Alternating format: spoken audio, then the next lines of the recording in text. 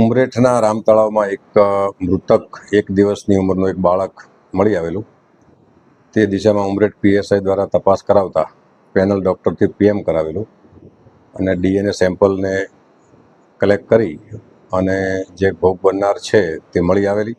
તેની માતાની ફરિયાદ લઈ અને ભોગ બનનાર જે માનસિક થોડીક અસંતુલિત હતી તેના ઘેરની બાજુમાં જ એક મંદિરમાં તે ભોજન લેવાના બાને એને બોલાવી અને કાંતિલાલ વાઘેલા નામના એક 63 વર્ષના વડીલે એની સાથે અનેકવાર દુષ્કર્મ કરેલું અને તેનાથી આ બાળક રહેલું અને જન્મ મૃત હાલતમાં થતાં તેની માતાએ ત્યાં એનો નિકાલ કરેલો.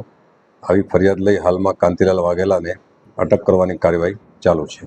સાહેબ, કાંતિલાલ વાઘેલાનો વ્યવસાય શું છે? મંદિરમાં શું કામ કરતા? કાંતિલાલ વાઘેલા છેલ્લા 3 વર્ષથી આ મંદિરમાં સેવા પૂજા કરે છે અને ભગવાનનો થાળ વધે તે